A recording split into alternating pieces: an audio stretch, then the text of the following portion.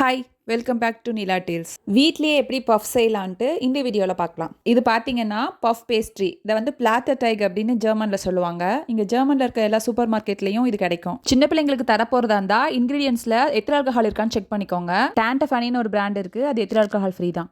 Puff pastry already இருக்கிறதுனால நம்ம உள்ளே வைக்கிற ஸ்டஃப்பு ஃபஸ்ட்டு செஞ்சுக்கலாம். அதுக்கு ஃபஸ்ட்டு 2 ஆனியன், ஒரு தக்காளி குட்டி குட்டியாக கட் பண்ணி எடுத்துக்கலாம்.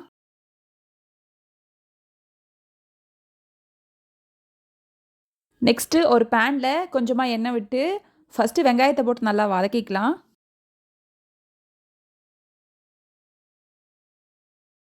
வெங்காயம் நல்லா வதங்கினதுக்கு அப்புறமா அதில் தக்காளியை போட்டு கொஞ்சமாக உப்பு போட்டு அதையும் நல்லா வதக்கிக்கலாம்.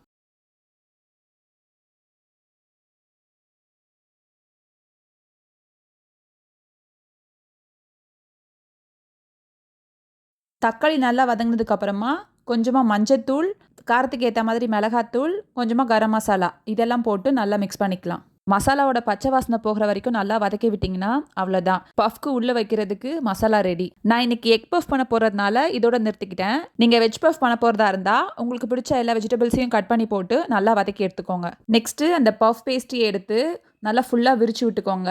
இந்த ஒரு பஃப் பேஸ்ட்ரியில் மொத்தமாக 8 பஃப் பண்ணலாம். நான் இன்னைக்கு 6 தான் பண்ண போகிறேன். இந்த பேஸ்ட்ரி ஷீட்டை கட் பண்ணிவிட்டு நம்ம வதக்கி வச்சிருந்த மசாலாவை நல்லா ஆறுனதுக்கு அப்புறமா இதில் எடுத்து வைக்கணும்.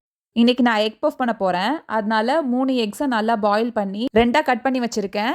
இப்போ இதை இந்த மசாலா மேலே ஒன்றா எடுத்து வச்சுக்கலாம். நெக்ஸ்ட்டு அந்த மசாலாவும் எக்கும் நல்லா கவர் ஆகுற மாதிரி 4 பக்கமும் இந்த மாதிரி ஃபுல்லாக க்ளோஸ் பண்ணி விட்டுக்கலாம். இதே மாதிரி மீதி இருக்க எல்லாத்தையும் நல்லா கவர் பண்ணி எடுத்துக்கலாம்.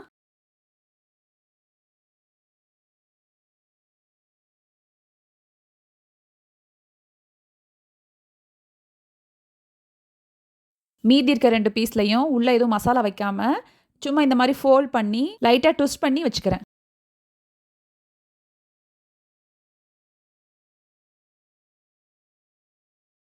நெக்ஸ்ட்டு ஒரு ட்ரேல பேக்கிங் பேப்பரை வச்சுட்டு அதில் நம்ம ரெடி பண்ணி வச்சுருக்க பஃப்பை ஒன்றா எடுத்து வச்சுக்கலாம். அப்புறம் ஒரு எக்கை நல்லா பீட் பண்ணி எடுத்துக்கிட்டு எல்லா பஃப் மேலேயும் நல்லா ஸ்ப்ரெட் பண்ணி எடுத்துக்கலாம். இந்த மாதிரி பண்ணும்போது அது ரெடியாகி வரும்போது நல்லா கோல்டன் கலரில் பார்க்கவே ரொம்ப அழகாக இருக்கும், டேஸ்ட்டும் நல்லாயிருக்கும்.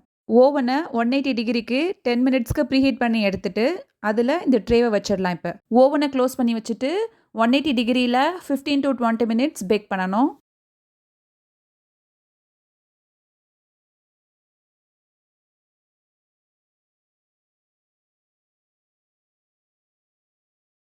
ஃபிஃப்டீன் மினிட்ஸ் கழிச்சு எடுத்தோன்னா கோல்டன் ப்ரௌன் கலரில் எக் பஃப் ரெடி. இந்த பஃப் பேஸ்ட்ரி வச்சு இன்னும் நிறைய ஸ்நாக்ஸ் ஐட்டம் செய்யலாம். உங்களுக்கு எக் பஃப் பிடிக்குமா வெஜ் பஃப் பிடிக்குமாங்கிறத கமெண்ட் பண்ணிட்டு அப்படியே இந்த வீடியோக்கு ஒரு லைக்கை தட்டி விட்டுருங்க. ஜெர்மனி பற்றி நிறைய இன்ட்ரெஸ்டிங்கான விஷயம் தெரிஞ்சுக்க மறக்காம நிலா டேல்ஸை சப்ஸ்கிரைப் பண்ணுங்க. பாய்.